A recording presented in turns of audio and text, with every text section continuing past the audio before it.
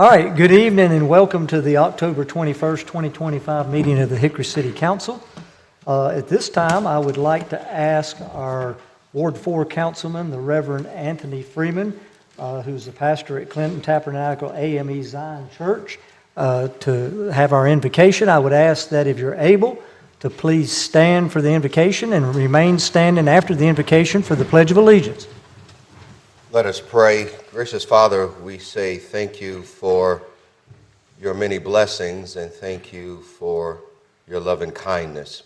As we gather tonight in this meeting, we ask that you would bless us as city officials and those who serve this community, that we will always seek your guidance and your wisdom.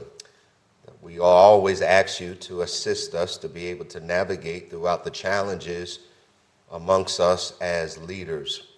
Father, I pray that you would forever grant us unity, clarity, and discernment, that we might be able to make the decisions that positively impacts our city. We ask this in the name that matters the most, Yahshua HaMashiach, Jesus, the Anointed One. Amen. Amen.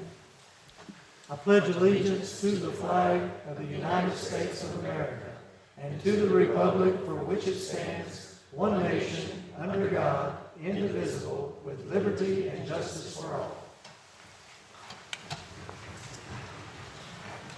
All right, we have two very special presentations this evening.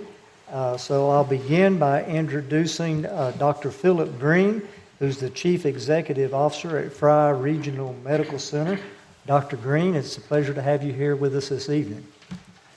Thank you, Mayor Guess and City Council. I appreciate the opportunity to come to you as a partner in our community, specifically focusing on the healthcare of our community. And I'd like to just present a few slides to talk about the things that are going on at Frye and keep you up to speed on what you're going to see, because I can't get away with anything because we're right up the hill and you can watch everything we're doing. So I'll at least tell you what's going on before it happens. So just a little bit of a review of what has happened over the last year at Frye. You remember about this time last year, we were not enjoying ourselves much because it was post-Hurricane Helene. And we had a fair amount of damage at Frye from the water intrusion. And so as a result of that, our sixth floor, which probably suffered the most, had to be completely renovated. It was due, so I was pretty happy that we got that project done and underway. So if you have an opportunity to stop up to the sixth floor at Frye, our rehab unit, it looks beautiful and is really an example of what's to come with the rest of the units at Frye.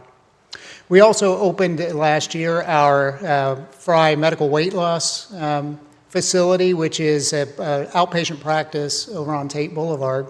It was run by two nurse practitioners that worked in one of our family practice offices, but we recognized the need to really consolidate that into one location that allowed them to serve that population. We did a ribbon cutting, and that has gone well ever since. Every year we do a cardiac symposium, which is our opportunity to do some education with the providers, as well as this year I think we had almost 100 nursing students that came to the symposium. We have our expert cardiologists as well as cardiovascular surgeons present to them and give them some of the latest information on what's going on in the field. And so it's always well received. And it's our way of kind of giving back to the community and education.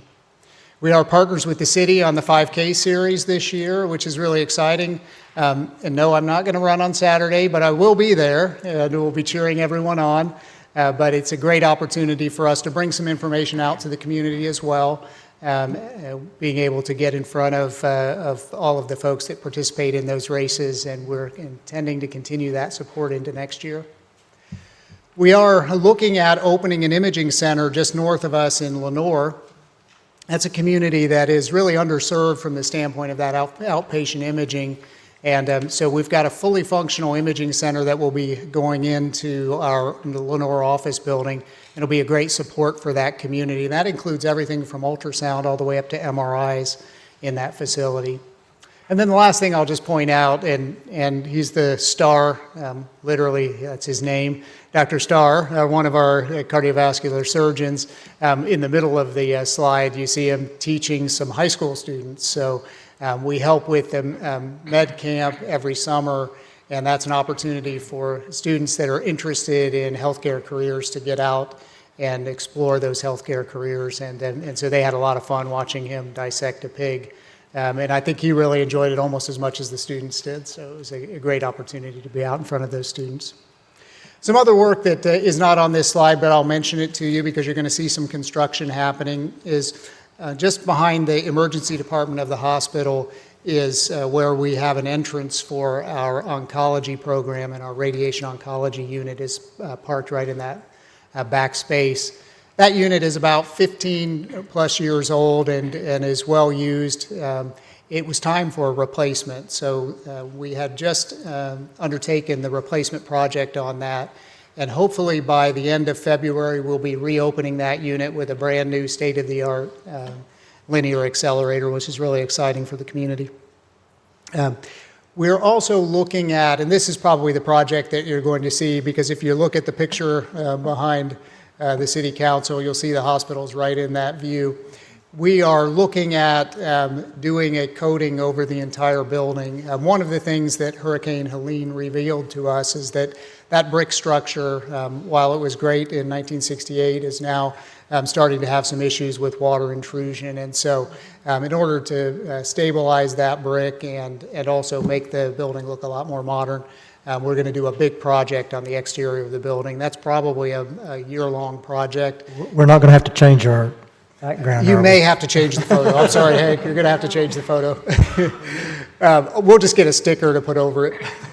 But the exterior of the building is going to be partially replaced by this material called EFIS, which is looks like a stucco kind of material. And then the other parts of the building that don't have to have the brick removed will be repainted with an epoxy paint that will help keep the building watertight.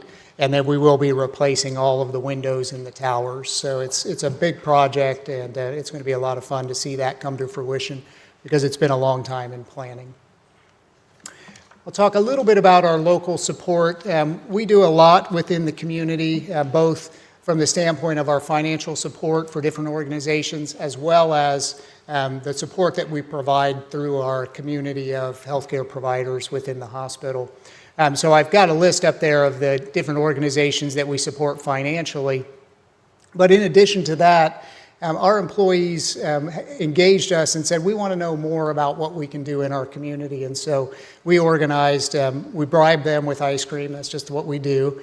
But we had an ice cream social, and then we brought in organizations throughout the community that do charitable work, volunteer work, and allowed them to present to our employees on different opportunities for them to invest back in our community with their time, in addition to the resources financially that we support. And it was a great opportunity to get our staff involved in the community and get them back out on the volunteering. We also have a great impact in the community from the standpoint of our charitable and uncompensated care, which last year was almost $52 million in care that we provided to the community. We also have a community impact of about $1.5 million in salaries and benefits, as well as taxes that we paid that total up to about almost $89 million in reinvestment into the community. Just a couple photos, because these are fun things. This is our staff doing some of those volunteer activities that I mentioned. So we have a staff that regularly serves at the soup kitchen. That's a rotating staff that we organize and go down on a Thursday morning to serve at the soup kitchen. We do several drives within the community, including our backpack drive for the students in the community, a shoe and sock drive, and then we do the angel tree, which we always get great support, and we fill that box truck up with gifts for underprivileged kids in the community. One of the interesting things that we discovered in this whole process is we started to talk to our staff about the needs that are in the community, and some of our staff raised their hand and said, I could use some help. My grandchildren need supplies for school, or my children need supplies for school. So we kind of turned the corner on that, and we said, we're going to collect all of these supplies, but we're going to start with our own people, allowing them to come in and shop for for their children, their grandchildren. Sorry, I always get choked up when I think about it. But then whatever's left over, we're able to give back to the Catawba County schools and the Hickory school districts to distribute to those students that are in need of school supplies at the beginning of the year. And it's amazing when you shop how expensive those things have gotten since my kids were little. So it's great that we're able to provide that back to both our internal and external community. We invited some new folks into our community. Dr. Simon Allport, not new to our community, he's been here for about 25 years, joined Frye as our first gastroenterologist in building our gastroenterology program. We brought back Dr. Paul Boone, who is a native of Marion, North Carolina, and he did his neurosurgery training at Vanderbilt and spent a lot of time in Texas, and has just recently moved back to North Carolina. And by that I mean to Hickory, North Carolina, and so he's joined us. He spent a year in Fayetteville and realized he wasn't in North Carolina. So he came back to Hickory where he knew that this was North Carolina. And so he's so excited to be a part of this community and be able to serve the people in this community. And then Dr.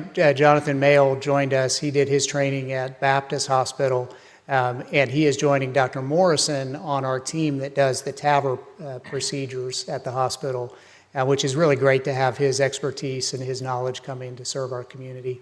And last on the list is Bill Ward, and Bill's a great guy. Probably half of the people in this room have had a conversation with him because he will talk to anybody, and just a great guy.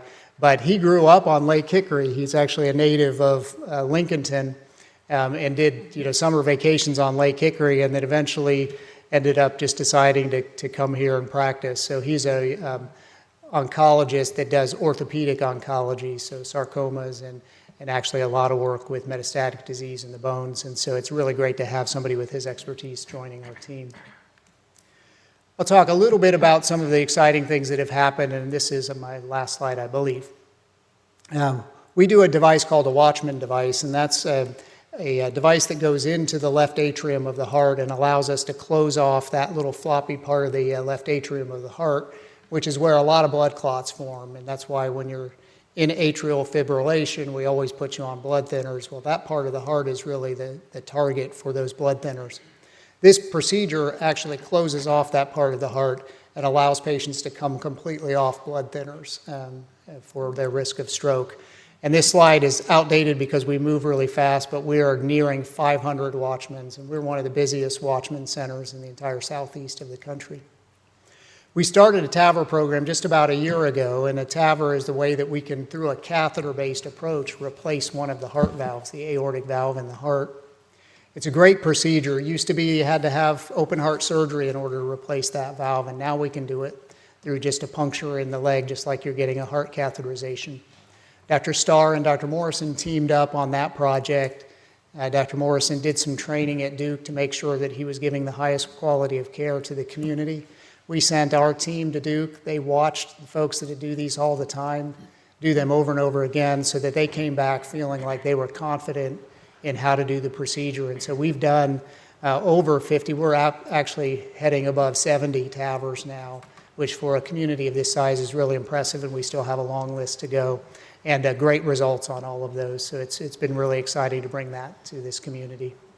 A couple of accolades that we've gotten through the American Heart Association is the Gold Plus Heart Failure Award, as well as the Gold Plus Stroke Award. And those are awards that are given by submitting data for how we treat our patients and the outcomes that we have, and are very high accolades from the American Heart Association.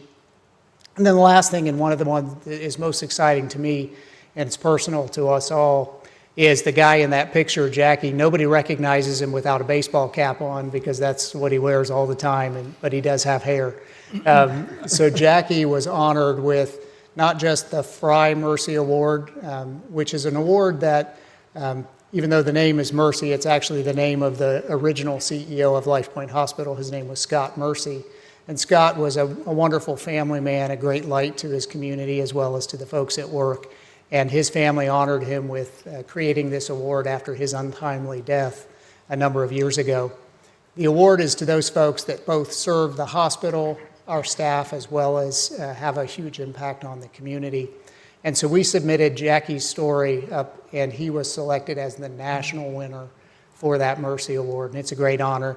And Jackie had the best statement ever. He said, I'm just a tattooed redneck maintenance guy. I don't know why you're honoring me, but that's just who he is, and such a humble, great human being. But he's done amazing work as a volunteer fireman, as well as adopting multiple children through the foster care system, and is just a great servant to this community and to our staff. So really great to honor him. And he was one of 55,000 employees that was chosen for that award this year. So we're really excited to have him on our staff. And again, I thank you all for allowing me some time to present to you, and I'm happy to answer any questions that you may have. Dr. Green, I don't have a question, but I do want to take an opportunity to thank you and your entire staff. Not only is Frye a tremendous asset to the Hickory community, but to the surrounding communities, and it reaches out much further than our counties that border us.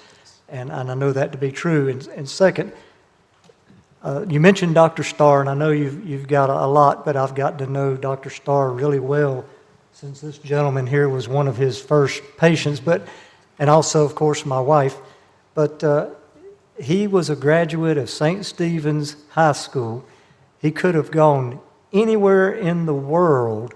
I know he was that sought after, and he chose to come back to his hometown here in Hickory, North Carolina. I know there's other stories of other staff similar to that, but I've gotten to know Dr. Starr really well over the last couple of years, and what a tremendous staff you have. I can't commend you enough. Like I said, unfortunately, I've had to be at your facility more than I thought this year. Right. And everyone that I've encountered there has just been tremendous, and we can't thank you enough for the service that you provide, not only for our community, but for the surrounding counties. Yeah. So thank you, sir. I appreciate that, Mayor. And I want to say thank you for the partnerships and being there with your employees. I think is so important, so thank you. Yes, thank you. Anybody have any questions or anything else they'd like ask Dr. Green while we got him here? No. All right. If you Thank you just for being here. Yeah. Absolutely. Thank Yeah, you. we're excited about the growth and the future. I'm not so sure that we'll get this changed anytime soon. That's right. but we'll certainly take that into consideration. It'll be our partnership. We'll get a new photo. All right. Well, thank you, and you're welcome here anytime. Thank you all. Thank you.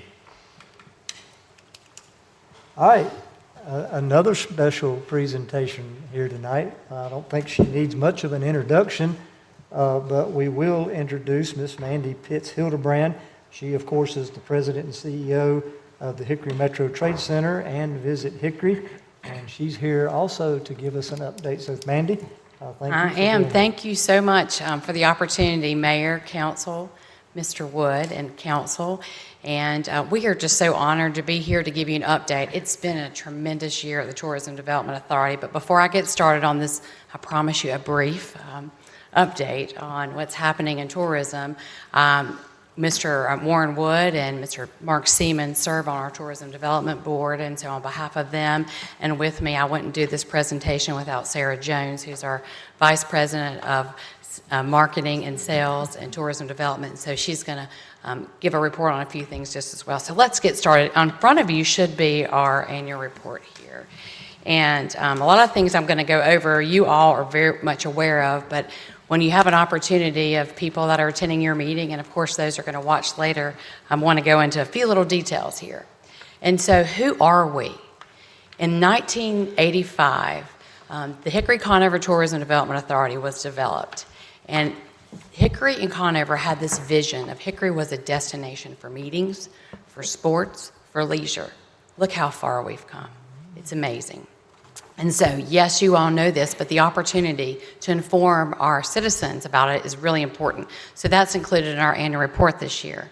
And if you remember, in 2009, we're a very unique organization. We're an organization that not only is the destination marketing organization for the entire county, and we say the metro because visitors do not see city and county lines. If we can get them to our area, it's a plus for all of us. But we also operate the convention center and pay for the convention center with occupancy tax. And so that's a very unique, when Sarah and I travel throughout the country really talking about, I cannot believe this organization, it's unique, and that's what makes us another special thing about us. In 2003, it was time to update our mission and vision statement. we had expanded our goals. And so let's move forward. So with our board's blessing, we said, we need to do a new strategic plan. And one of the things is we need a new mission plan. And again, the mission is really to enhance our economy. And we're enhancing our economy because of tourism, whether it's a destination with sports, conventions, leisure travel. And our vision, if you think about the vision, is where are we going to be? Where are we going to be? And we're getting there. We want to be known as a top-tier destination for not only meetings, sports, and also leisure travel and a lot more. And you know, I know it's easy to brag on your team and the community, but recently we have just received an award of being the tourism office for the Southeast. We won that award, as well as Convention South has been talking about our convention center, which all of you are very much familiar with. Also would like to talk about the last year. When we talk about the last year, our year is just like your year. We started July of 2024 and finished in June of 2025. And so our past year, of course, we've already talked about the Hurricane Helene. The city of Hickory did tremendous work. And you know, when you are sending water up to Western North Carolina and you're helping people, every department was involved in helping those. Our hospitality community, they were ready to serve. And last year at this time, our hotels and the short-term rentals, 100% full of those people that are helping people out west. And it was just a remarkable year, and it just reminds you about how close our community is and how we want to take care of others. A fresh face. Sarah is going to go in a little bit more detail, but oh hey, have you heard we have a great new brand? Oh hey, it's spreading everywhere. And that is one thing our board boldly approved for us to move forward with. Of course, Love Life Well Crafted, it's something I helped birth, and I think it's a tremendous brand, but our visitor traffic was growing, and Sarah came to me one day and said, Mandy, we need to update our brand. We need to have a visitor-facing brand, and we have one, and it's working, and she's going to tell you more about that. Celebrating growth. Of course, we couldn't have expanded the convention center without the help of the city of Hickory, the council having trust in us, and again, just to remind those in the room that our debt is paid for from our occupancy tax. It's not our tax dollars. It is our people, our visitors that are staying, and we're very fortunate to have that opportunity. It's a new era. Our expansion has created much more events as well, and so we'll talk about that. Statewide Spotlight, 10 years ago, March 2015, I was still working with the city of Hickory, enjoyed every minute, but when I had an opportunity to move in this role, before I did, I went to the Visit North Carolina conference. Sarah had been working for Hickory for about 2 years. I was with our predecessor, and Sarah and I looked at each other and we said, we're going to bring this Visit North Carolina conference to Hickory. There is no reason why it's not here. We have a tremendous city, and we want all of our peers to know who we are and what we are. And so we had the opportunity. Many of you were involved in that, so thank you. That was a big deal. Record-setting momentum, we're going to talk about that next. Our occupancy tax, of course, was record high, and our event revenue. And we're very proud of that, and hopefully we will continue with that momentum. Here, of course, this is small print. You can see it, and I hope everyone sitting here today and everyone that's going to be watching this later will go check it out online. Our annual report is there. We talk about this year. You got to think 5 months out of 12, our entire facility was not open. We had more than 223 meetings, the most ever in events. That was tremendous growth. Of course, we exceeded event revenue in $1 million and have two board members in here, and we're going to continue to try to increase that in the new year too. We had a lot of new events, and again, we're able to have more staff to help as we start to plan out for where we are in 27, 28, 29. And again, we have some events that have been here for 25 years. That's how much they enjoy our community. Occupancy tax, again, it's important that we value that, and we're thankful for that. And that, as you can see, the major growth, and a lot of that could have been because of Helene and our occupancy being so high. Talking about updates, and again, in our strategic plan in 2023, another highlight was we didn't have enough hotel rooms. We were behind in having enough hotel rooms. So fortunately, we have 2 new hotels that are about to open by the end of November. The Home 2 Suites by Hilton beside the Hilton Garden Inn should open. That'll add 90 suites, which will be perfect, especially for sports tourism and big association and when families come to visit. The Town Place Suites is behind Bob Evans on exit 126. It should open in the first quarter of 2026. 26, and that'll bring 108 more rooms to our community. We need those because we have been, a lot of people coming to our events are having to go a county or two outside Catawba County. We want to keep them here. And then our Hampton, our hotels continue to invest. Our Hampton is almost completely renovated, exterior to interior. So that is really good, especially visitors. You know, we have great rooms. And when I go places, now I'm like, gosh, we have some rooms in Hickory that are nicer than anywhere I've been. One last slide before I want Sarah to come up and talk about our brand and all of the marketing tools we use to bring people here. In 2024, every year about the end of August, we get a report from Visit North Carolina, which is part of EDPNC, Economic Development Partnership of North Carolina. And they do spend a lot of time and research about how much are visitors spending in each county.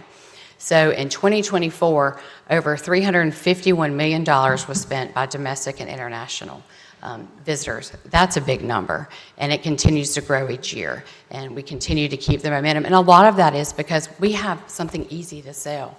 All the public-private partnership that started here in 2014, and then you think about that's bringing people here as well. We have the opportunity to sell it.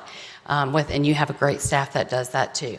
And so if you think about that, and then our hospitality workers, more than 2,500 people in hospitality and tourism, that's a payroll of $88 million. And again, lots of tourism impact numbers is really important, and that's meeting our mission to really enhance our economy. And then the slide on the right, especially, we know why tourism dollars are important, and that's one thing we focused on in the past 5 or 6 years. We want our locals to know how important tourism is. When people come in here and spend money, okay, they're spending money at a hotel, well, that housekeeper is going to get a paycheck, and that housekeeper is going to pay their mortgage or get gas or get groceries, and so it's really important. Tourism is vital to the success of our community. And so with that, I'm going to ask Sarah to come up, and she's going to talk a little bit about our brand, O'Hay, and some other things as well. Sarah. Hey, how are y'all? Okay, let's see. So there's a lot of text on this slide, but you have the hard copies in your hands. And for those in the room and those that will watch this later, you can check out our entire annual report. It lives on our website. Visit hickorync.com. So make sure you go check that out. But as Mandy mentioned, for a while, as things progressed with the public-private partnerships that we've had in the community and everything, the growth that we've seen, I just knew over time this was going to have to happen. As much as we love our city and county brands, a visitor-facing brand was essential for our community. It is a little different than a residential brand, of course. The residential brands focus specifically on people who live in the community, but a visitor-facing brand encourages people to come and visit a community. And so we worked with a company out of Boone, North Carolina. They're called Destination by Design. They've done several projects within Catawba County before, so they were quite familiar with our area. We did have a couple other larger firms from outside of the state bid on the project, but we felt after Destination by Design's presentation that they were the best fit. They were our next door neighbors, so if we needed anything, they could just hop down the mountain and come see us, and they did that frequently. They came and they actually didn't even tell us. They just kind of immersed themselves into our community and visited on their own. Several of them brought their families. They just wanted to experience what it was like, and so for me, that was really impressive. But it also is where O'Hay came from. O'Hay was actually overheard by one of their art managers from their organization. He was here with his family, and he was walking around in the community, and he just heard it, and it was organic, and he said, "Oh my gosh, that's it." He said, "That's got to be on the presentation. We have to tell them, O'Hay." And so when he presented it, when they presented it, we were presented 3 options, and O'Hay being one of them. And then he told us after the fact, he said, "I heard that in downtown Hickory," and I was like, "That's fantastic." Mm-hmm. So it's just very warm. It's very inviting. It's that if you see the approachable identity, so a destination is not just a brand, it's not just a logo. A brand is not just all about what a logo looks like. It's really about the vibe, the voice, and the feeling And I love the part where it says our oh hey in the speech bubble is like a visual high five. It's like a happy welcome to our community, but it's beautiful, it's bold, and it's a lot like our community. It's hard to forget. And so we absolutely loved it, but we also were served a third option, which was the Now You Know. And so while the oh hey fit that fun, welcoming vibe that visitors tend to get from our community, the Now You Know also rang true because we often punch above our weight class and we surprise people constantly about who we are and what we have to offer here for a community our size. And so we knew we couldn't leave that one on the table, so we took both. We said, why not take both? So that is where the oh hey and Now You Know came from. We also have, as you can see, a very different color scheme, the yellow. That surprised us as well. Mandy and I didn't just sit in a room and decide this is what it's going to be and this is what color it's going to be. This was from their organic research. And so the bright, bold yellow, it just packs a little punch, and it's bright and it's happy, and it's impossible to ignore. And we have had amazing feedback on it. Everybody loves it. And then our typography is a little different. So most of the slides are not in our font because that's not a common font on a lot of computers, but it is a different font, and we do have a customized logo font as well. So as Mandy mentioned, visitors don't understand county and city lines, and so while it does say Visit Hickory, we do represent the entire county, and we even represent things in our neighboring counties with Burke, Caldwell, and Alexander. And so we support everyone because rising tide raises all of us. So, but that's kind of where the brand came from. And so you'll see a lot more yellow as we move forward, but also you'll see the other partnering colors as well. We'll continue to roll those out in different ways, especially the blue, and then we have the pink and the purple-ish color, the magenta. So I've stood before you before and told you a little bit about our print and digital ways that we market, and you're familiar with those, whether that be for meetings and conventions, but also on the leisure side. We work a lot with our state magazine. We actually hosted a film crew today for our state magazine. They were around the community, so if you saw people with cameras downtown and around, that's who they were. But we also have the destination guide. I know you guys have seen that before. That also lives, it's in print copies, but we put that publication out now every year because it is in such demand. And so we have further data within the actual annual report on the top states and the percentages of who are requesting those. We keep up with that. And then also the interest level as people select on our website to receive information, visitor information.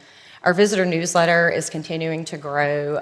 We grew significantly over the last fiscal year in total requests to join the visitor newsletter that goes out once a month. And so we usually are highlighting certain things that are happening in the month ahead, special events. We highlight restaurants. We highlight anything that's happening in the community. So we really try to push as much out there as possible. And so within that, though, we also promote our socials. Socials are huge.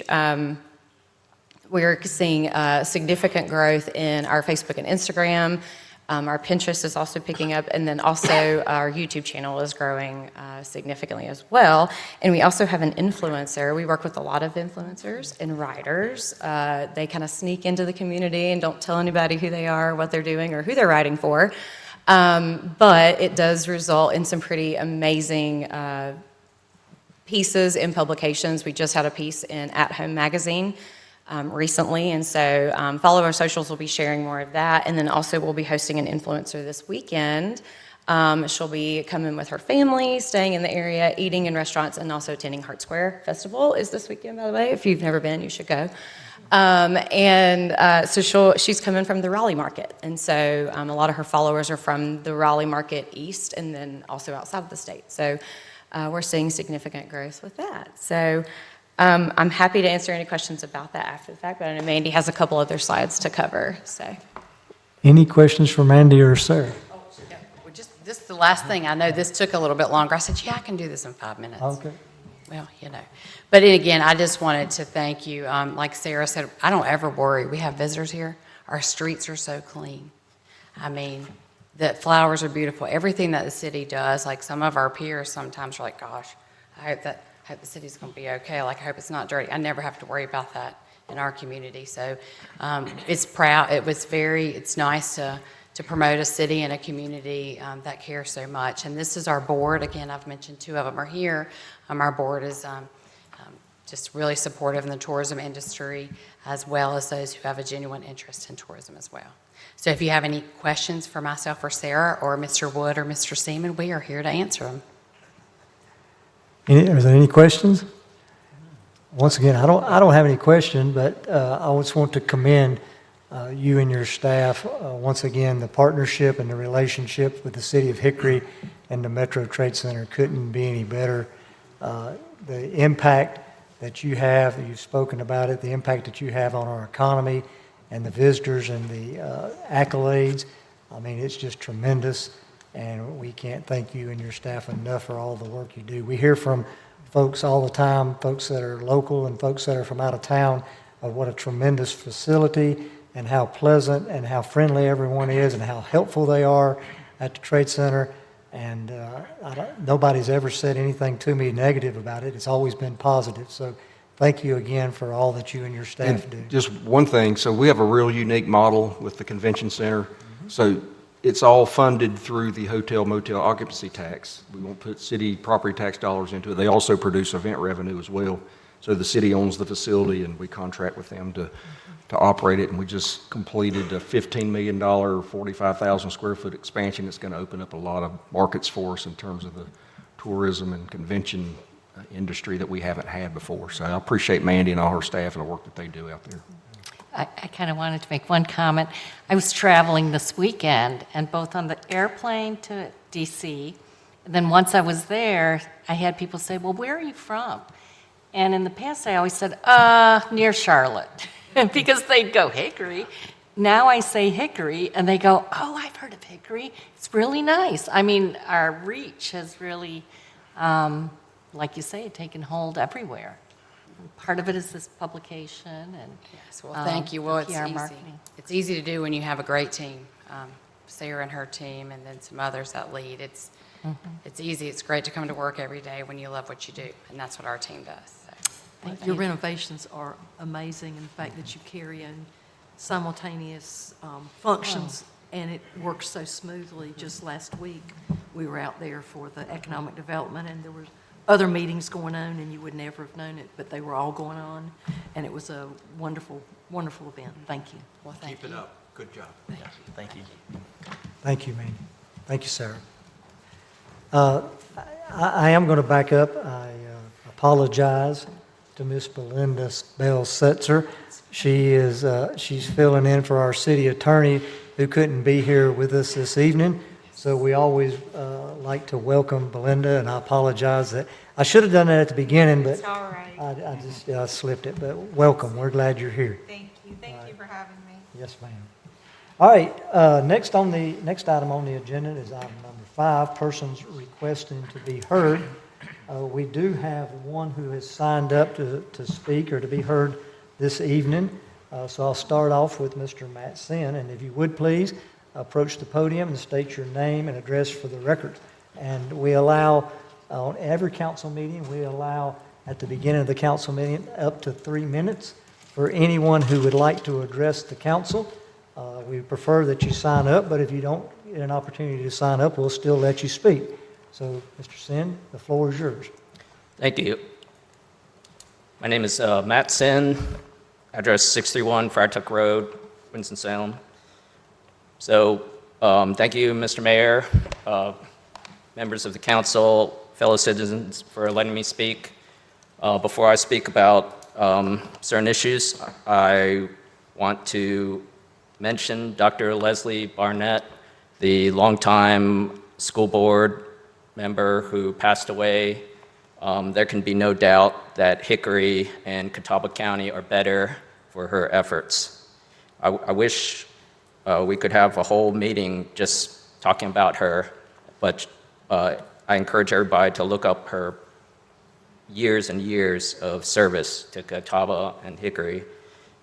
So my name is Matt Sin, born and raised in North Carolina.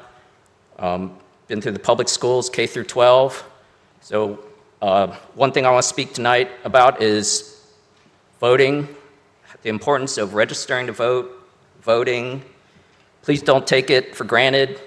There's countries like China and Russia where people are elected with 99% margins. Those aren't real elections. What we have in the United States are real elections and examples to the rest of the world. So don't take it for granted.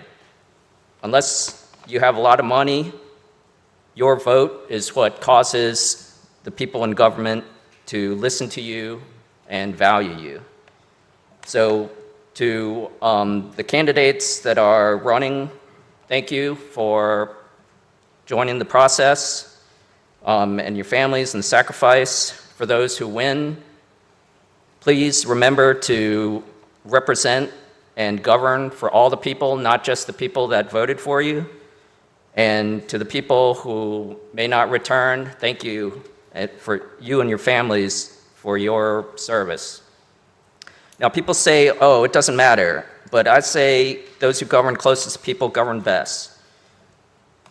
If you do not pay attention, you get people like we have in Raleigh passing things like HB 125, which includes unfunded mandates in the middle of our local government's budget year for things like health care. Their budget's already set, so they have to find money for these things, and it's retroactive to the beginning of the fiscal year. To me, those things aren't conservative. I've spoken on many conservative issues, but there's nothing more conservative than local government and its importance. Lastly, I want to speak about something that occurs next month, and it's this little thing called Veterans Day. To me, every day is Veterans Day until the government and the people fulfill the promises that we have made to them. So you may not know, but there are still many, many veterans that were drafted for the Vietnam War. Whether you agree with it or not, these people are suffering. And the government has promised them things, and they need things like health care, affordable housing, job training, mental care. And, you know, if the government's not going to provide it, we have a saying where I come from, that dog don't hunt. I make a motion that we let him continue. Okay, I'll second that. Please, come back. Come back and finish. Come back and finish, please. Yeah, motion and a second. All in favor, please say aye. Aye. Any opposed, like sign. Finish. Well, I just want to say, like, I just spoke to a veteran who was in the Air Force. You know, he didn't necessarily agree, but he went. He didn't run. He didn't take medical deferments. And again, whether or not you agree with them, these people stepped up. These people stepped up to go all the way across the country, all across the world for World War II, all the way across the world for other wars, and they're here for us, and we need to be here for them. Thank you. Thank you, Mr. Sim. Is there anyone else present in the audience that would like to address the council this evening? Step forward, please, and state your name and address. My name is Dave Fontana. I live at 237 Fifth Avenue Northeast. And I own a local business at Catawba Ridge. We have a car wash there. There is a drug house on 17th Street. It's a blue house, and it's been a drug house for as long as I could remember. We've had to close our business down there because for the vandalism. There's people that go in the back of the property and shoot up. We have called the police, but at times it takes an hour or two to get there. So I'd like to, I know there's a nuisance law. If a house is constant, has drug issues, that the city can lien the property and take the property away from the owner. And I think that property is a perfect candidate for that law. We'd like to open the business back up But like I said, every time we make repairs to the equipment, it's, by Monday morning, it's vandalized, hoses are cut, and brushes are missing, and things like that. So I don't know how we can get to the bottom of this. If I could have Captain Demas, he's in the back, talk to you two, maybe out in the lobby here and get more information. I'm sure they're familiar with it.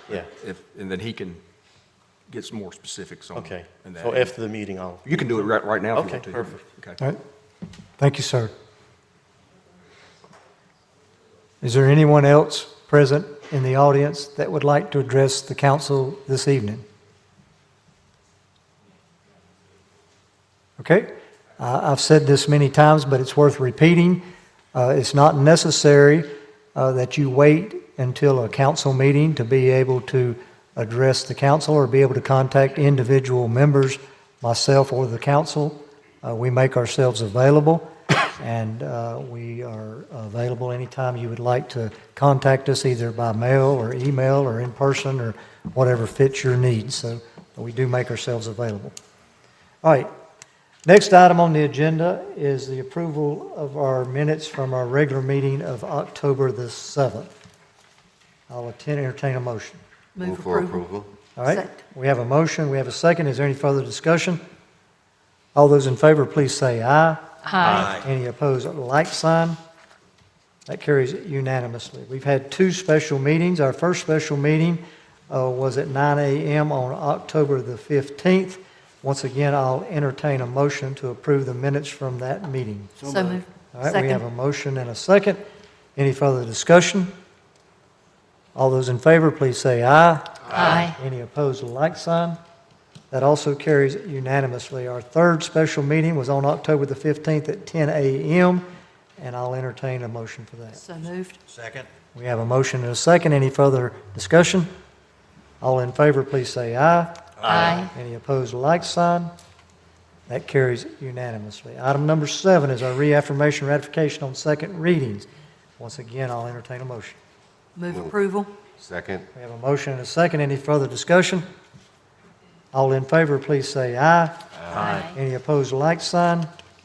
That carries unanimously as well. Item number 8 is our consent agenda. I'll ask if there's any member of staff or council that would like to have any item removed from the consent agenda. Move approval of the consent agenda. Second. We have a motion and a second. Any further discussion on the consent agenda? All in favor of the consent agenda, please say aye. Aye. Any opposed, like sign.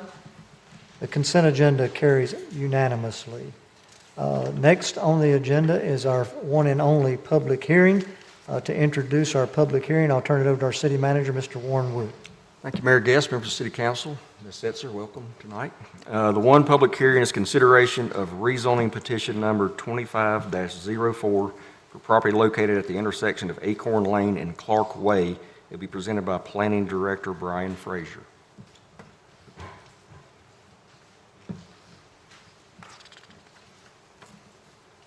Thank you, sir. Good evening, Mayor, members of council, Mr. Wood, Ms. Setzer.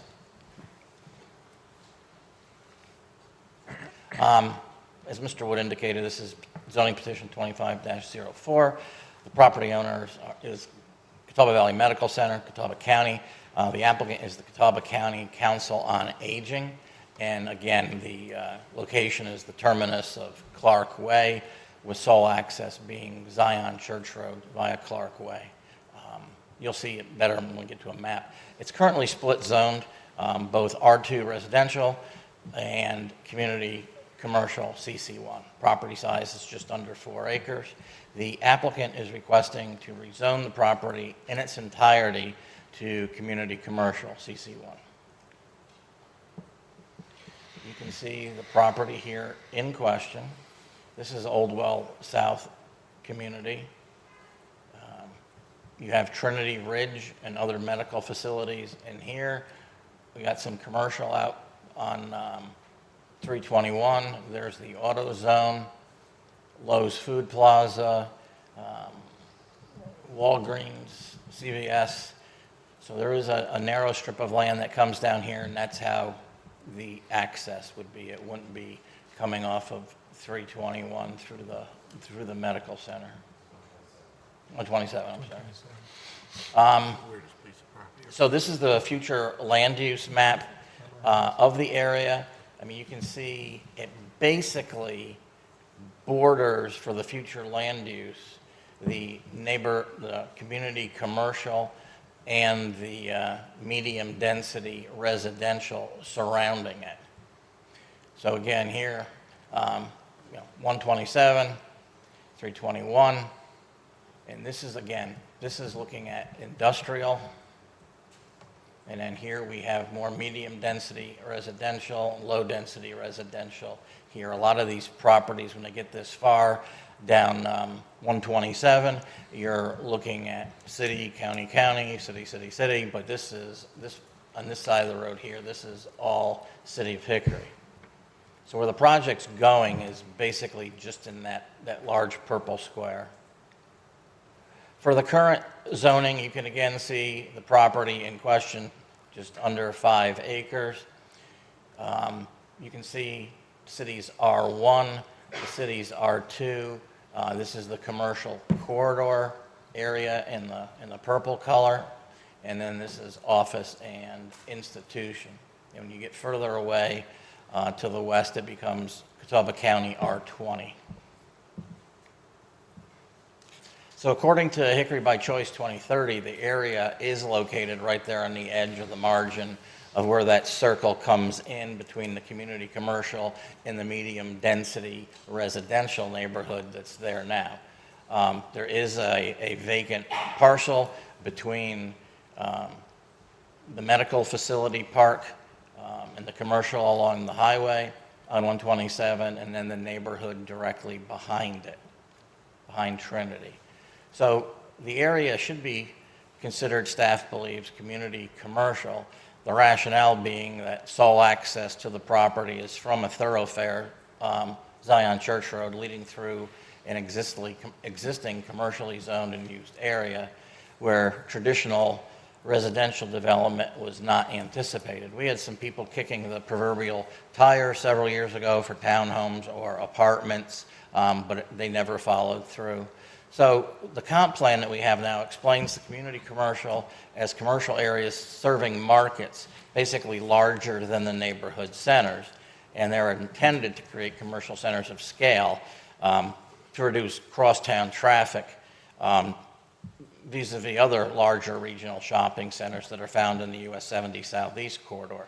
And as you can see, as I'll explain, the NC 127 community commercial node, which were those circular areas, is structurally different than others that we have in Hickory now.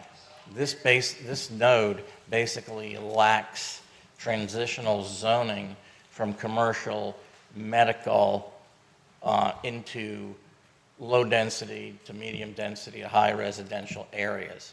So in this case, what's developed there demographically in the medical facilities and the commercial facilities nearby, some of that we thought was going to end up residential, and it wasn't. Because remember, the plan, even though it's been tweaked, it was adopted by council going on 16 years ago. So the center in question is likely in need of further examination once we do a major rewrite of the comprehensive plan, basically to determine if the prior land use analysis that we did 15 plus years ago and the strategies in 2010 are even still relevant to the area. And we have several areas like this. At the time those activities were discussed, many things have changed. The development patterns, the delayed transportation improvements to 127 South, the wholesale shifts in development in terms of housing and commercial, new employment centers, growing population. So upon the review of the plan and the current conditions on the ground, staff finds the request to be consistent with the comprehensive plan.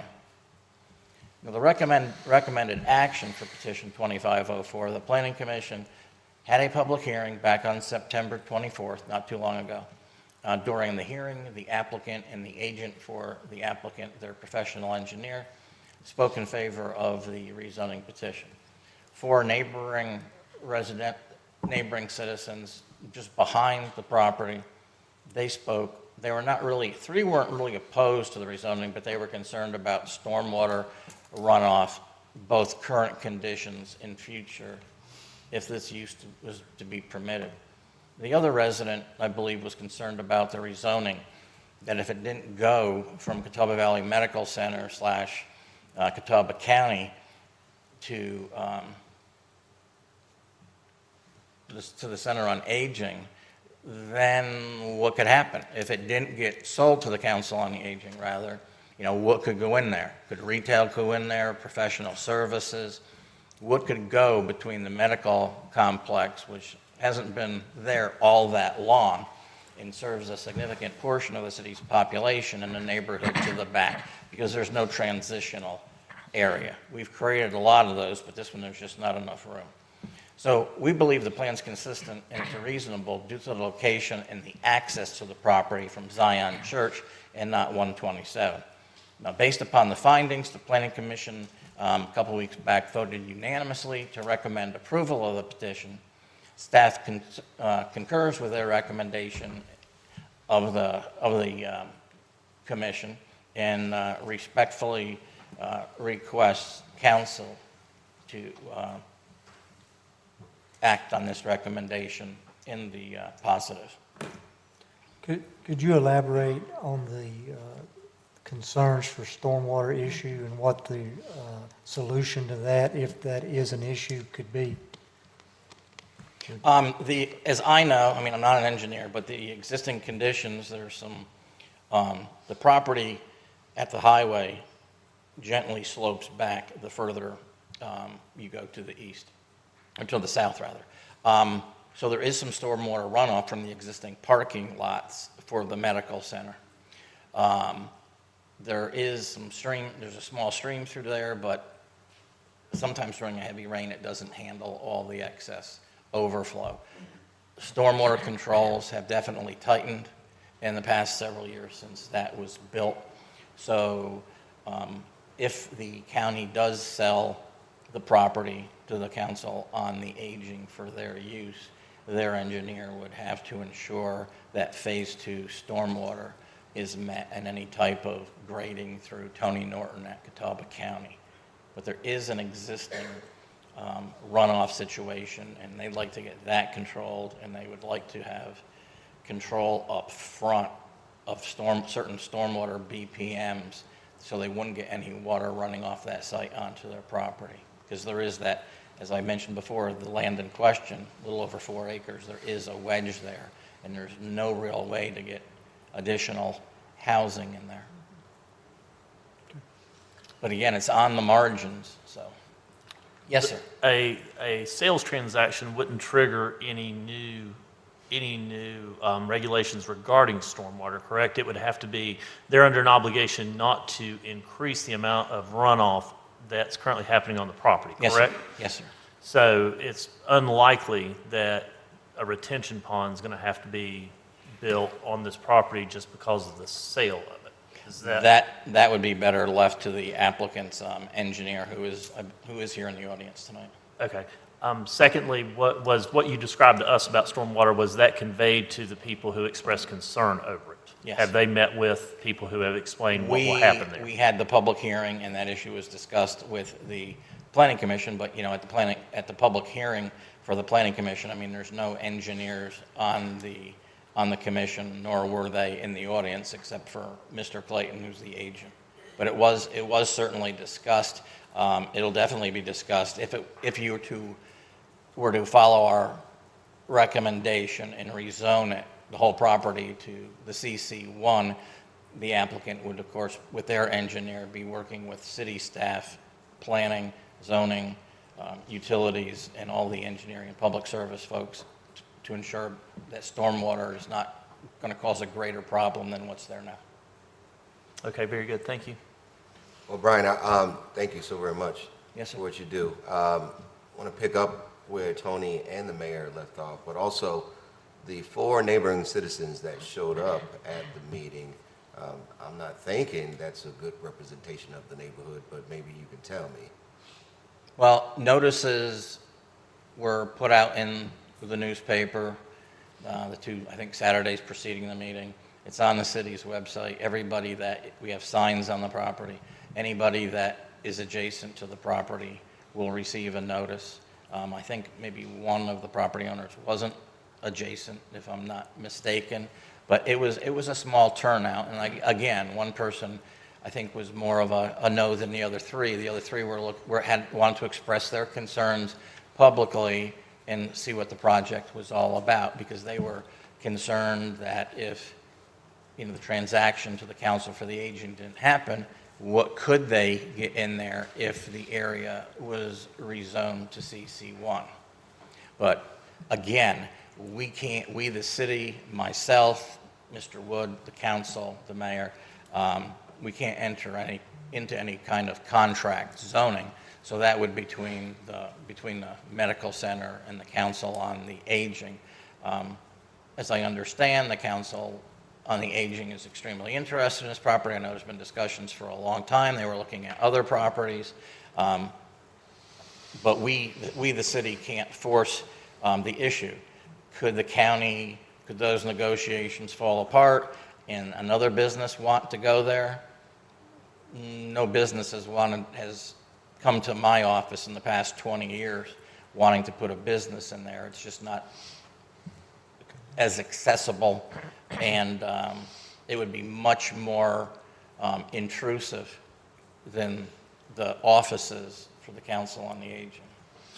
Can the residents' concerns be conveyed to Catawba Valley Medical Center or Catawba Valley Health or the Council on Aging? Can they be made aware that these concerns were brought up? Certainly not, the zoning decision is not contingent on that. Right. But it might let them know that there's an opportunity to build some goodwill with the surrounding neighbors there. Yes, the neighbors and representatives of the county, the applicant's engineer and the Council on the Aging were there that night as well and did hear all of the concerns expressed back and forth. Okay, thank you. Right, that would be my thing, to know that if those three that didn't oppose but had concerns, that with their stormwater, were they satisfied with their response, or is it that they're still looking or waiting for a response?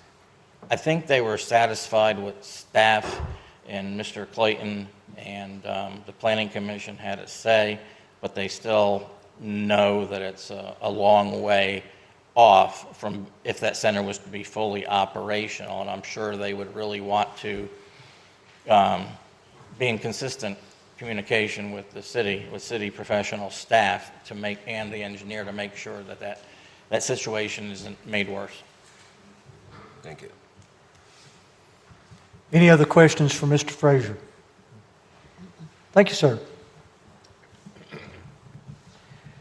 All right, this is a public hearing. In just a minute, I'll open the public hearing, but before I do that, I'll explain some of the rules pertaining to our public hearings.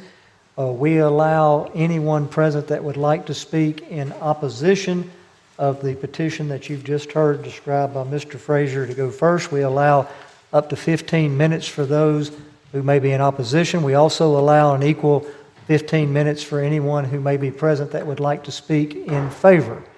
If necessary, we will allow up to 5 minutes for rebuttal and surrebuttal.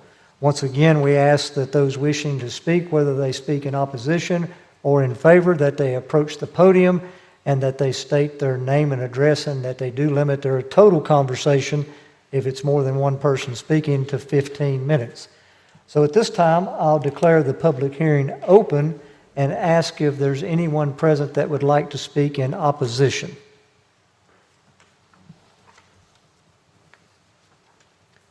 There doesn't appear to be anyone that would like to speak in opposition. We do have one person who has signed up to speak in favor. So at this time, I'll ask Ms. Vicki Blevins to the podium, and for the record, if she would please state your name and address. Vicki Blevins, 1337 10th Street Drive Northwest, Hickory. I am the Executive Director of the Catawba County Council on Aging. The Council on Aging has served senior citizens in Catawba County since 1976. In 1979, the West Hickory Senior Center was built. It is owned by the City of Hickory and utilized by the Council on Aging to serve seniors. Through the years, our population of seniors in the county has increased and is projected to continue to increase. We are already feeling space constraints and parking constraints in our current facility. So our board has been looking for another facility or land to build a facility. And we learned about the property in Mountain View. It's a good size to allow us to build a larger building and still have some outdoor space for walking trails, outdoor gardening, those sorts of activities that we'd like to encourage with our older adults. So we have made an offer to the county that's been accepted, of course, conditional to the rezoning. So that's why we've approached the Planning Commission and now the City Council to request a rezoning so that we can, down the road, at whatever point, build a building there that will better serve our seniors. All right. Any questions for me? Have we spoken? Yes. Okay, it's good to put a face to it. Yes. Yes, We have absolutely. spoken. Absolutely. Okay, now I can put a face to it. Good to I see do you. have a question. Yes. You're thinking of something down the road. Do you have any time frame? A little Well, we would more? like for something to happen very soon, but we are a nonprofit. We have a fairly small budget. We have enough money to buy the land outright, but we don't have the money to start building. So we will be, assuming we get the land, we'll be looking for money to help fund that. And we hope that is soon because we need it, but I don't have an exact projection of how long. And I believe you mentioned that to me, that basically with the rezoning, but then you guys will go into like a capital campaign and start Yes. raising funds. Yes. Any other questions? Thank you, Ms. Burns. Thank you. All right, is there anyone else that would like to speak in favor? There being no one else desiring to speak, I'll declare the public hearing closed and entertain any motion or discussion. Well, I move that the consideration for the rezoning, petition number 25-04 for property located at intersection Acorn Lane and Clark Way. Second. All right, we have a motion, we have a second. Is there any further discussion? All in favor, please say aye. Aye. Any opposed, like sign. All right, that carries unanimously. Next item on the agenda is our appointments to boards and commissions. We have a few vacancies. Is there anyone that has any appointments they would like to recommend for this evening? None? All right, for those of you in the audience, if there's anything that you would be interested in and any of the vacancies, please make us aware of that, and we'll certainly help you to navigate through the process and the procedure to be able to be possibly appointed to one of those boards or commissions. Let's see, any matters not on the agenda? No, sir. All right, any general comments from our council members? Anybody have anything this evening? Yes, I have one. Certainly, I want to get information out. Heard from the NAACP as they have been disseminating information concerning the potential school merger. First of all, let me be very clear. I'm certainly as a leader and a city councilman, but I came into the city as a pastor. And so actually now I'm just speaking as a pastor. So I want to lift up information of the upcoming meetings that are coming up. October 21st at Cornerstone Church, 6 p.m. to 8 p.m. There's one here in Hickory, October 22nd, 6 p.m. to 8 p.m. at the Hickory Metro Convention Center. I believe that is on tomorrow. I would love to be there. However, I'll be preaching in Huntersville on tomorrow night. Also on October 23rd at Roerbeth United Methodist Church, and October 28th at the Conover Station Community Room. Just want to lift up the fact that we have no jurisdiction over this decision, but I am a pastor, and we, as the Ministerial Alliance that is formed of black pastors in the city of Hickory, We have met with the superintendent, as well as myself, met with one of the county commissioners, I believe Robert Abernathy Jr. as well. Had a good conversation. He has an open door policy and let me know that people should reach out to them. And so on next week, as the Hickory Minister Alliance, that is the president, Antonio Logan, the pastor of Friendship that I'm a part of, will be coming out with a statement on our stance. And so I wanted to get that information out there. Thank you. Any other comments? I have one. Okay. So asked Belle when her baby was due, and she said Not right now. She said any time now. So I would suggest y'all make a motion to adjourn. The hospital's just right down the street. Come on. Yeah, Dr. Green left. Yeah. I'm trying to do her a favor over here. She's not like having any kind of, okay. And you all keep right. stalling. All right. Oh, yeah. All right, we'll take that taking that into consideration, I'll make a motion that we adjourn. All right, we have a motion, we have a second. All of those in favor, please say aye. Any opposed? We stand adjourned. Thank you for being here.